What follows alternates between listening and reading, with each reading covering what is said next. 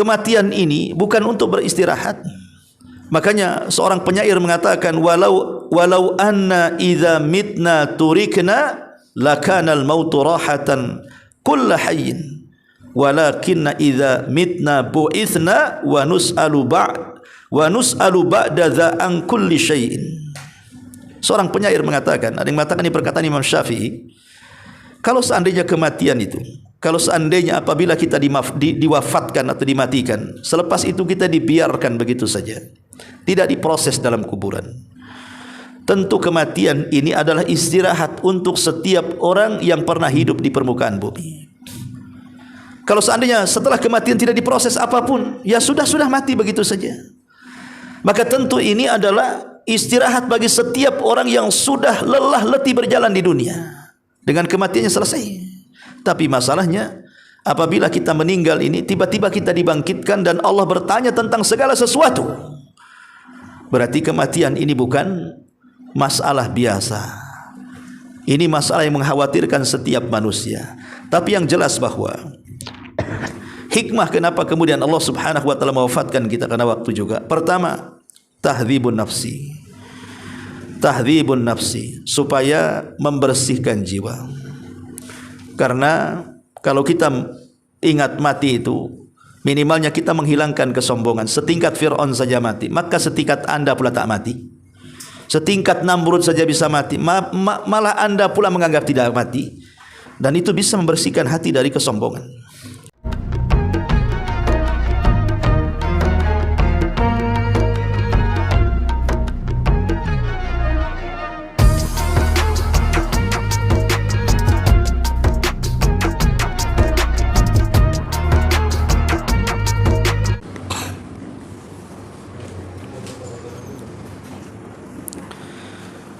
Bismillahirrahmanirrahim. Assalamualaikum warahmatullahi wabarakatuh. Alhamdulillah wassalatu wassalamu ala Rasulillah wa ala alihi wa sahbihi wa mawalah wa la hawla wa la quwata illa billahi wa ba'du.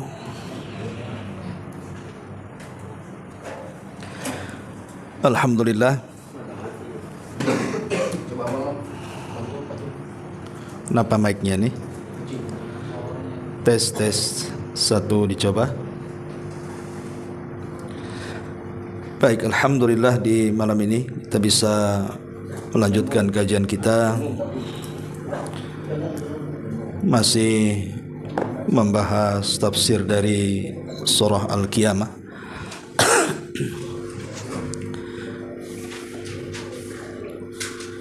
Dan kita sudah masuki ayat ke-26 dari surah Al-Qiyamah.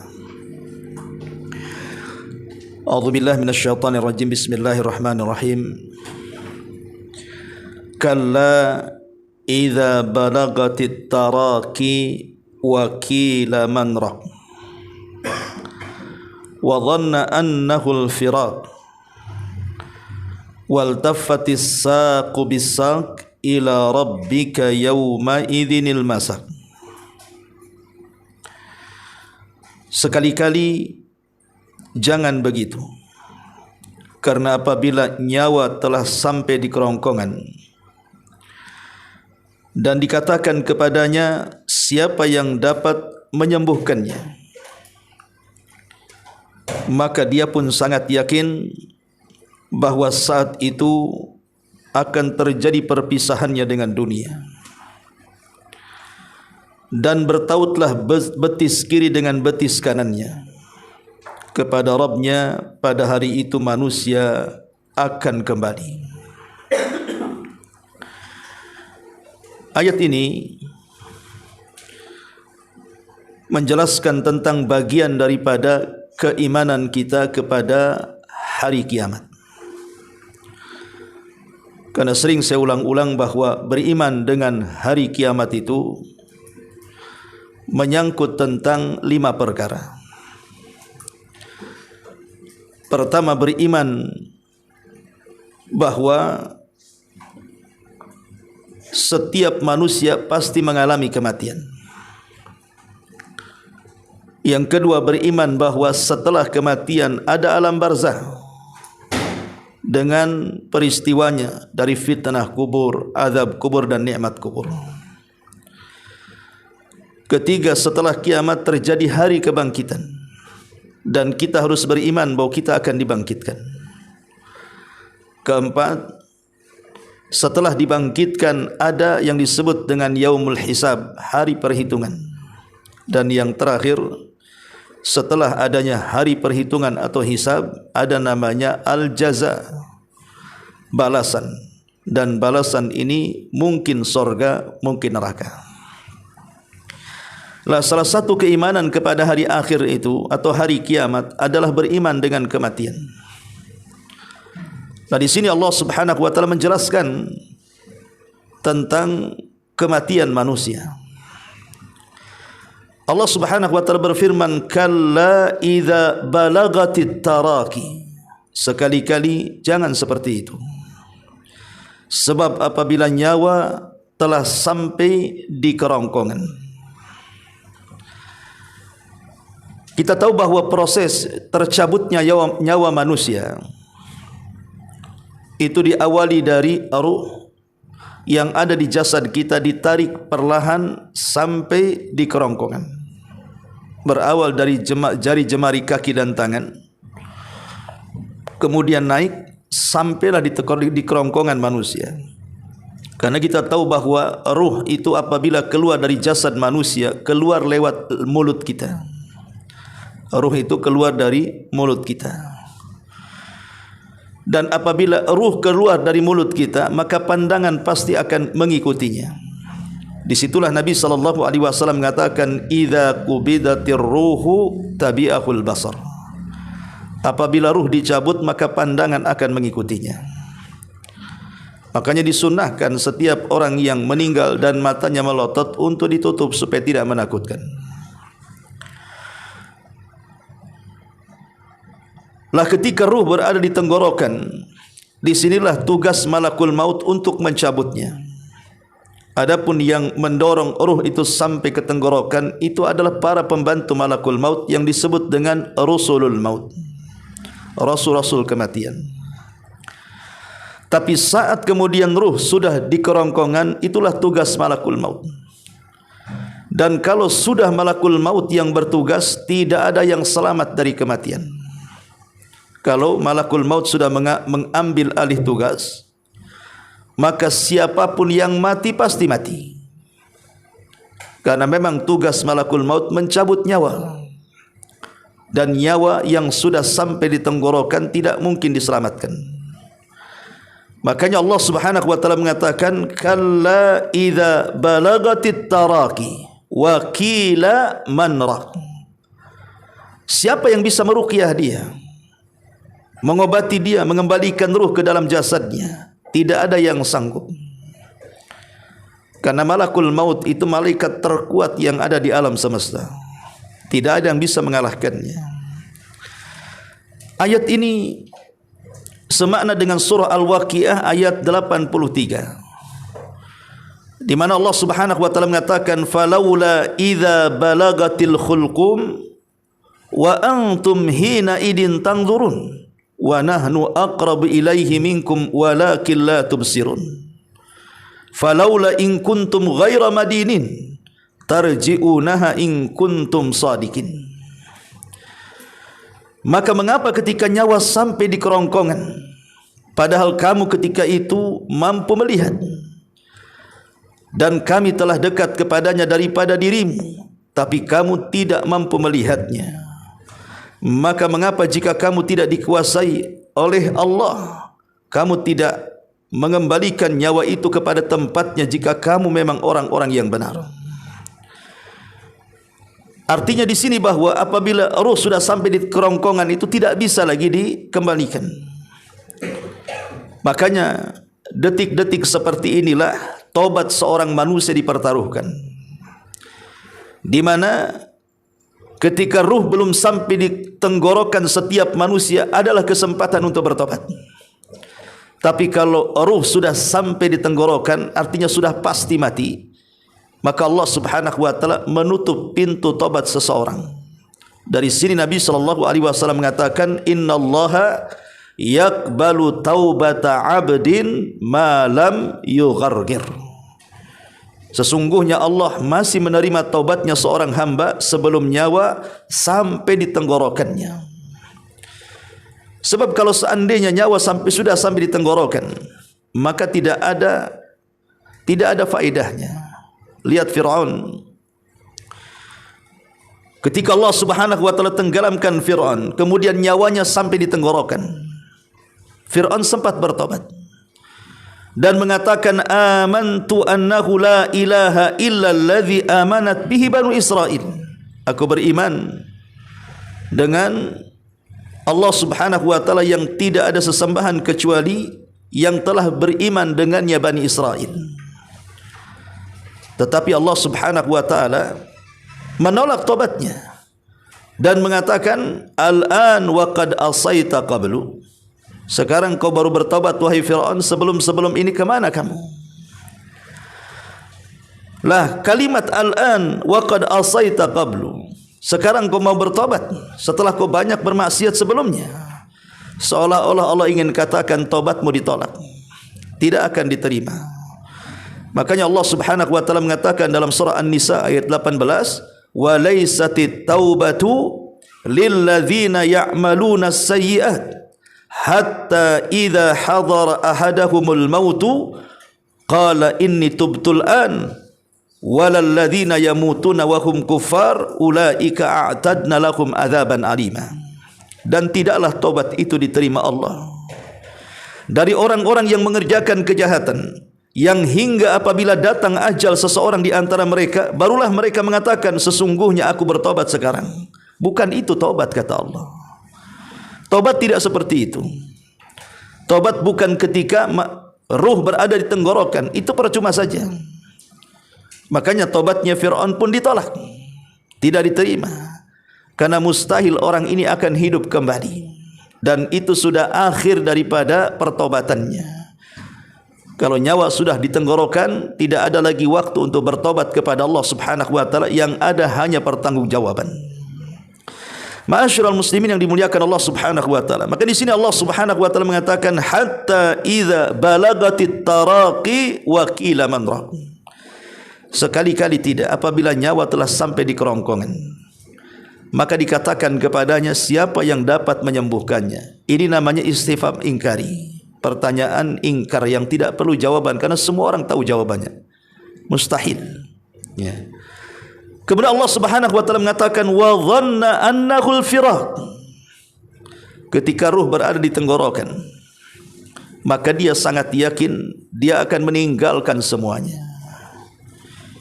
Dia akan terbayang rumah yang selama ini tempatinya pasti ditinggalkannya. Kendaraan mewahnya yang selama ini dinaikinya pasti ditinggalkannya. Tanah luasnya, uangnya, pekerjaannya, jabatannya, harta bendanya, dia yakin pasti akan ditinggalkannya. Disinilah terjadi penyesalan orang-orang yang meninggal dunia, sampai mengatakan, qala rabbirji'uni, ya Allah kembalikan aku, la'alli a'malu salihan, agar aku bisa beramal saleh. Maka Allah Subhanahu wa taala mengatakan, kalla, tidak bisa. Kenapa? Karena antara dia setelah ini akan ada barzah, dinding pemisah antara alam dia dengan alam dunia. Dan di sini Allah mengatakan, wa dhanna annahu al-firaq. Dia yakin dia akan berpisah dengan hartanya. Disitulah ada dua kondisi manusia. Pertama, manusia yang merindukan rumahnya di sorga. Yang kedua, manusia yang merindukan rumahnya di dunia. Inilah yang menentukan antara cinta dan benci berjumpa dengan Allah Subhanahu wa taala. Nabi SAW mengatakan, man ahabba liqa Allah, ahabba Allahu liqa'ah. Wa man kariha liqa Allah, kariha Allahu liqa'ah. Siapa yang cinta ingin berjumpa dengan Allah, maka Allah cinta ingin berjumpa dengan dia. Dan siapa yang benci berjumpa dengan Allah, Allah pun benci berjumpa dengan dia. Itulah saat-saat ada pilihan di sini. Kalau saat di dunia dia menginvestasikan seluruh harta, waktu, tenaga, daya upayanya untuk membangun rumahnya kelak di sorga, membangun taman-taman sorga, membangun sungai-sungai sorga, membangun istananya di sorga, maka saat detik-detik seperti ini dia sangat merindukan dengan rumahnya yang di sorga dan ia ingin berjumpa dengan Allah Subhanahu wa taala. Tapi kalau tidak pernah menginvestasikan kehidupannya untuk akhiratnya, dia habiskan seluruh daya upaya, kemampuan, harta bendanya untuk dunianya saja. Dia punya uang hanya untuk membangun rumahnya di dunia, mengembangkan bisnisnya di dunia, meninggikan pangkat jabatannya di dunia, tidak ada secuil pun untuk akhiratnya. Disinilah terjadi kebencian berjumpa dengan Allah. Kenapa? Karena dia akan berpisah dengan rumah megahnya, kendaraan mewahnya, tanah luasnya, uangnya yang banyak, jabatan dan pangkatnya. Maka dia benci berjumpa dengan Allah Subhanahu wa taala. Maka Allah pun benci berjumpa dengan dia. Wa dhanna annahul firaq. Dia pun yakin bahwa waktu itu pasti dia akan berpisah dengan dunianya. Kemudian Allah mengatakan wal tafatis saqu bis-saq, dan bertautlah betis kiri dan betis kanannya. Ada 3 penafsiran para ulama. Apa maksudnya bertautan antar betis kiri dan kanan di sini? Penafsiran yang pertama bahwa saat orang meninggal dunia itu, ruh dicabut mulai dari kakinya dulu. Jadi ruh itu dicabut dari kakinya dulu, dari ujung jemari kakinya dulu, ditarik sampai ke atas, kemudian berkumpul di tenggorokan. Lah saat ruh itu kemudian berjalan sampai ke betisnya, kemudian naik ke lututnya, kemudian semua kakinya, disitulah terjadi mati rasa. Kaki tidak bisa lagi digerakkan karena kematiannya sudah dekat, sehingga tidak ada kesempatan untuk lari ke masjid, tidak ada kesempatan untuk lari mengambil mushaf dan membacanya, tidak ada kesempatan untuk mengambil hartanya kemudian mensedekahkannya, tidak ada kesempatan untuk melakukan kebaikan dan kebajikan. Kenapa? Karena kakinya langsung mati. Tidak ada kesempatan untuk beramal saleh. Apakah menunggu kaki kita tidak bisa berjalan karena ruh diangkat, baru kemudian terpikir akan beramal? Wal tafatis saqu bis-saq. Ingat, nanti saat kematian itu akan bertautan antara betis kiri dan betis kanan, supaya dia tidak bisa lari. Makanya ruhnya dimatikan dulu dari kedua kakinya. Ini penafsiran yang pertama. Penafsiran yang kedua, maksudnya bertautan betis kiri dan kanan, ya maksudnya saat dikafani. Ya, saat dikafani maka disilangkan antara betis kiri dan kanan, digulung seperti bayi yang digulung oleh kain. Ya. Ada juga yang mengatakan maksudnya faltafatis saqu bis-saq, ini ketemunya perkara besar dengan perkara besar. Perkara besar tentu adalah dunia dan perkara besar adalah akhirat yang kedua. Artinya dia akan meninggalkan dunia dan menghadap akhiratnya. Dan ini perkara besar bagi manusia. Kenapa? Karena dia harus mempertanggungjawabkan semua perbuatan yang pernah dilakukannya di dunia. Makanya Allah mengatakan ila rabbika yauma idzinil masaq. Kepada Rabbmu pada hari itu manusia akan digiring. Untuk apa? Untuk mempertanggungjawabkan semua perbuatannya di dunia. Ma'asyiral muslimin wal muslimat rahimani wa rahimakumullah. Renungan kematian.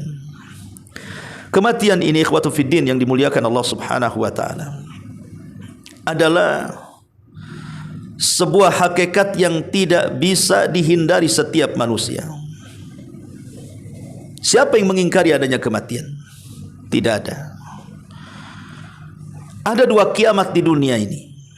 Pertama kiamat kecil, yaitu kematian. Yang kedua kiamat besar, maksudnya kehancuran alam semesta total. Mana yang lebih pasti di antara keduanya?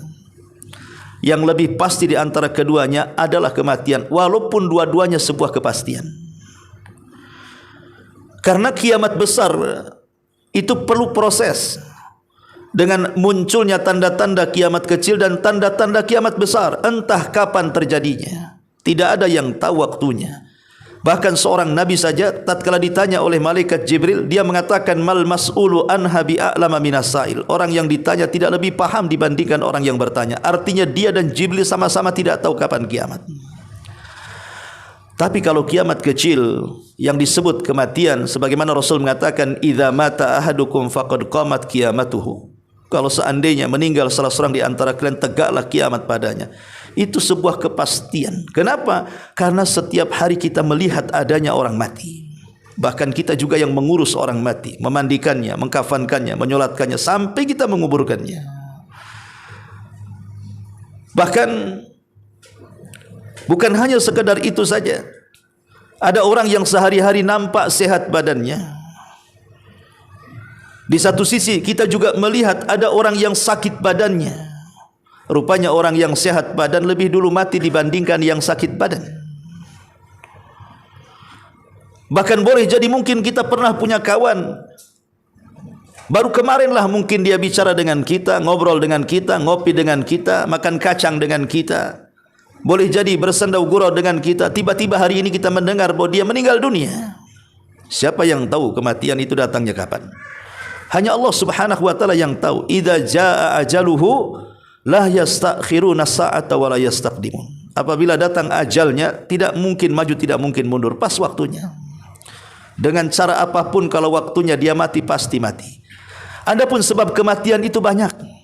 Makanya kenapa kita dilarang mengatakan andai kata dalam sebuah kecelakaan atau musibah atau kematian. Jangan pernah mengatakan andai kata. Bila mana seandainya. Coba seandainya saya tidak menyetujui dokter mengoperasi, tentu masih bisa diselamatkan. Masih bisa hidup. Tidak bisa kalimat ini diucapkan. Atau coba anak itu menurut kata saya, jangan pergi naik motor, makanya ketabrak kemudian mati.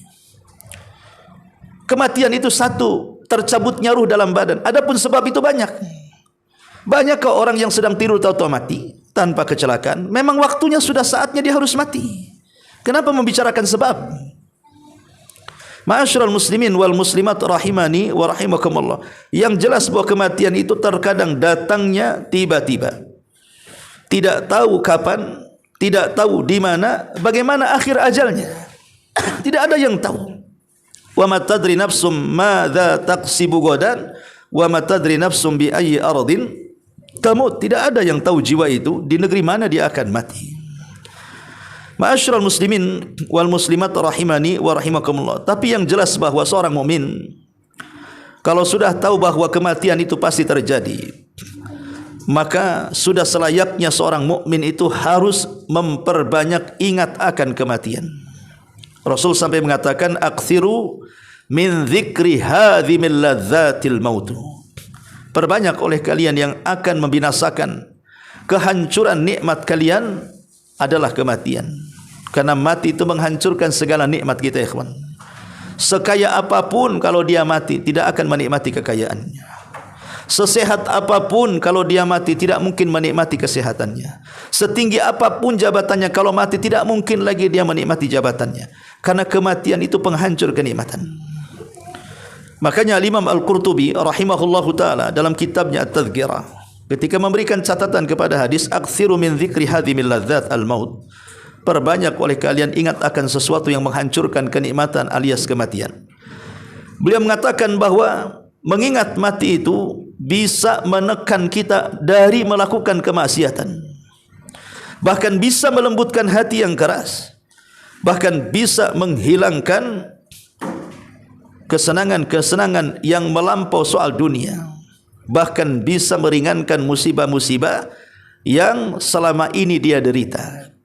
Jadi 4 manfaat kata Imam Al-Qurtubi orang yang ingat mati itu. Pertama, bisa menekan maksiat. Kalau orang ingat mati akan ditekan hawa nafsunya. Jangan sampai berzina, jangan sampai judi, jangan sampai mabuk, jangan sampai riba, jangan sampai ini, jangan sampai itu. Karena ingat mati, takut kalau seandainya dosa ini memperberat hukumannya setelah kematiannya. Yang kedua, melembutkan hati. Ingat mati itu bisa melembutkan hati. Karena terkadang orang ingat mati itu bisa melelehkan kedua air matanya. Bisa melembutkan hati. Sesombong apapun, kalau ingat mati itu, pasti dia akan lembut hatinya. Lihat Fir'aun yang sombongnya, na'udzubillah, mati dia. Lihat Namrud, mati dia. Qarun, mati dia. Lalu apa yang disombongkan? Orang-orang sombong juga mati. Ya. Kemudian yang ketiga, kata Imam Qurtubi, menekan terlampau bahagia dengan dunia sehingga lupa segalanya. Karena orang kalau sudah tercengkram dengan dunia, banyak hartanya, dia bersenang-senang dengan dunianya. Tapi dengan mengingat kematian, tertekanlah kebahagiaan itu. Bahwa kebahagiaan dunia itu tidak selamanya. Sepanjang-panjangnya usia manusia, ada batas waktu matinya. Dan yang terakhir, bisa meringankan musibah yang dideritanya. Betapa banyak orang-orang yang sudah sakitnya luar biasa, dokter pun angkat tangan mengobatinya. Penyakitnya sudah luar biasa, tidak bisa ditangani rumah sakit manapun. Sudah lama menderita, akhirnya datang ajalnya. Berarti hilanglah musibah dunia. Tapi masalahnya, dia akan menghadapi musibah yang jauh lebih besar kalau dia tidak beriman. Bahkan juga dijelaskan oleh Al-Imam Al-Qurtubi dalam penukilannya kepada perkataan Al-Imam Ad-Daqqaq rahimahullahu ta'ala. Beliau mengatakan bahwa orang yang mengingat atau banyak mengingat kematian itu, maka dia akan dimuliakan dengan 3 perkara. Dan orang yang melupakan adanya kematian akan dihinakan dengan 3 perkara. Orang yang mengingat dengan kematian dimuliakan 3 perkara, dan orang yang melupakannya akan dihinakan dengan 3 perkara. Adapun orang yang ingat kematian akan dimuliakan dengan 3 perkara. Pertama, ta'jilut taubah. Orang yang ingat mati pasti segera tobat. Yang kedua, wa qana'atul qalbi. Orang yang ingat mati pasti qanaah hatinya. Dia akan redha dengan pemberian dunia. Toh juga ada kenikmatan yang jauh lebih nikmat di sorga. Kenapa mikir terus dunia? Wa nasyatul ibadah. Dan yang ketiga, pasti akan rajin ibadahnya, karena dia tahu akan mati. Dia harus banyak bekal untuk menghadapi kematiannya. Tapi orang yang melupakan kematian juga akan dihinakan dengan 3 perkara. Pertama, taswifut taubah. Maka dia akan menunda-nunda taubatnya. Kapan lu taubat? Nanti. Kapan taubat? Nantilah.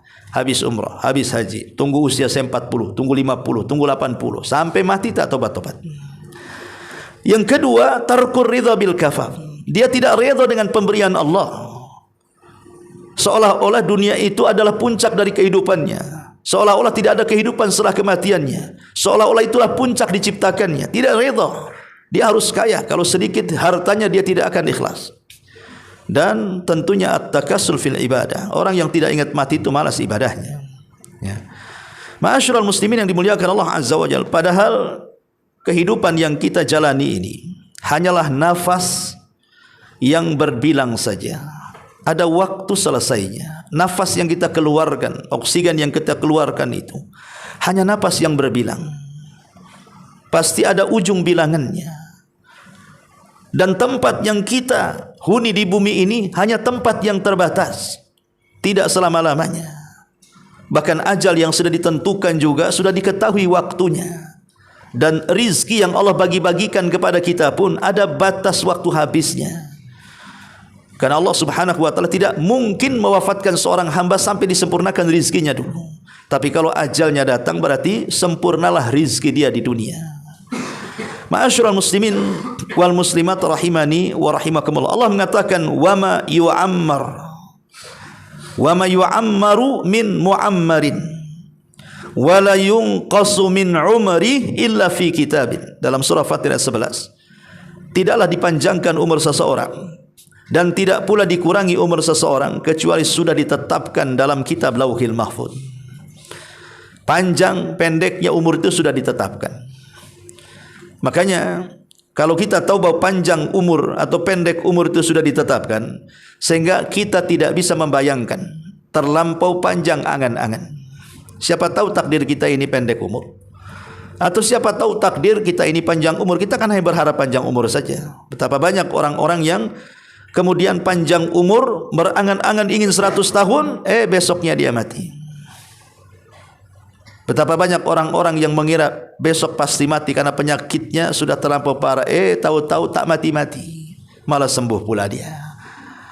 Masalahnya kematian ini bukan untuk beristirahat. Makanya seorang penyair mengatakan walau anna idza mitna turikna lakanal mautu rahatan kull hayyin walakinna idza mitna bu'itsna wa nus'alu ba'da dza an kulli syai'in. Seorang penyair mengatakan, ada yang mengatakan ini perkataan Imam Syafi'i, kalau seandainya kematian itu, kalau seandainya apabila kita diwafatkan atau dimatikan, selepas itu kita dibiarkan begitu saja, tidak diproses dalam kuburan, tentu kematian ini adalah istirahat untuk setiap orang yang pernah hidup di permukaan bumi. Kalau seandainya setelah kematian tidak diproses apapun, ya sudah mati begitu saja, maka tentu ini adalah istirahat bagi setiap orang yang sudah lelah letih berjalan di dunia. Dengan kematiannya selesai. Tapi masalahnya, apabila kita meninggal ini, tiba-tiba kita dibangkitkan dan Allah bertanya tentang segala sesuatu. Berarti kematian ini bukan masalah biasa. Ini masalah yang mengkhawatirkan setiap manusia. Tapi yang jelas bahwa hikmah kenapa kemudian Allah Subhanahu wa taala mewafatkan kita karena waktu juga. Pertama, tahdzibun nafsi. Tahdzibun nafsi, supaya membersihkan jiwa. Karena kalau kita ingat mati itu, minimalnya kita menghilangkan kesombongan. Setingkat Fir'aun saja mati, maka setingkat Anda pula tak mati. Setingkat Namrud saja bisa mati, malah Anda pula menganggap tidak mati. Dan itu bisa membersihkan hati dari kesombongan. Yang kedua, ta'jilut taubah wa qana'atul qalbi. Kalau ingat mati pasti ingin cepat taubat. Dan dia redha sedikit banyak pemberian Allah di dunia. Toh juga ada kehidupan yang lebih baik daripada kehidupan dunia. Kenapa mengejar dunia payah-payah sementara lautan yang tanpa bertepi kemudian ditinggalkannya? Bukankah Rasul mengatakan bahwa dunia itu seperti tetesan di ujung jarum, sementara akhirat itu laut yang terbentang? Ada orang yang salah mengejar satu tetes di ujung jarum dan meninggalkan air lautan. Di mana akalnya? Ya. Kemudian yang ketiga, terkadang kematian itu al-ibtila wal ikhtibar. Dia adalah sebuah ujian. Ujian dari Allah Subhanahu wa taala. Huwallazi khalaqal mauta wal hayata liyabluwakum ayyukum ahsanu amala. Dia yang menciptakan adanya hidup dan mati. Untuk apa? Untuk menguji kalian. Siapa di antara kalian yang baik amalannya? Kalau seandainya tidak mati, macam mana orang baik akan dibalas, orang jahat akan diazab? Harus ada balasan. Bagi orang yang berbuat baik harus ada pahala dan balasan yang baik. Bagi orang yang berbuat jahat harus ada hukuman dan siksaan. Kalau tidak ada kematian, macam mana keadilan akan ditetapkan? Makanya kematian itu sebuah ujian. Ya. Kemudian juga yang keempat, ifsahut tariq lil ajal. Dengan adanya kematian ini juga memberikan kesempatan generasi berikutnya untuk menjadi khalifah setelah kita. Bukankah manusia itu adalah makhluk yang disebut khalifah? Inni ja'ilun fil ardi khalifah. Khalifah itu artinya makhluk yang bergenerasi. Ketika generasi satu meninggal, datang generasi berikutnya yang akan meneruskan generasi setelahnya. Dan begitu seterusnya. Datang lagi generasi sampai hari ini. Sudah berapa generasi dari zaman Adam tuh? Anda bisa bayangkan kalau dari zaman Adam sampai hari ini tidak ada orang mati. Mungkin kita tidak pernah ngaji di tempat ini. Mungkin kita tidak punya tempat di bumi ini. Jangan-jangan terselip di hutan-hutan sana. Mungkin tempat ini dihuni kaum Ad, kaum Samud, kaum Saleh. Kalau mereka tidak mati, maka ini juga untuk warisan generasi setelahnya. Ya. Kemudian juga yang kelima, bahwa kematian itu ar-rahatu min masaibid dunya. Dia istirahat bagi musibah-musibah dunia. Tentu bagi orang yang beriman, kematian itu rahah, istirahat. Tapi bagi orang kafir tentu sebaliknya, azab. Dan yang terakhir tentunya kematian ini supaya seorang hamba mengetahui lemahnya seorang hamba di hadapan Rabbnya. Karena kematian itu ada di tangan Allah. Allah bisa saja mencabut nyawa seseorang dan bisa juga menghidupkan nyawa seseorang. Artinya kita tidak punya pilihan. Kita ini makhluk yang lemah. Di hadapan kita ada Allah Subhanahu wa taala, zat yang maha kuat. Maka jadikan sandaran zat yang maha kuat, jangan mencari sandaran kepada zat yang lemah. Wallahu alam. Tadi sudah ada instruksi di mukaddimah, karena ada acara, maka kajian sampai di pukul 9. Tidak ada terjawab. Subhanaka bihamdika asyhadu an la ilaha illa anta astaghfiruka wa atubu ilaik. Allahu taala alam. Assalamualaikum warahmatullahi wabarakatuh.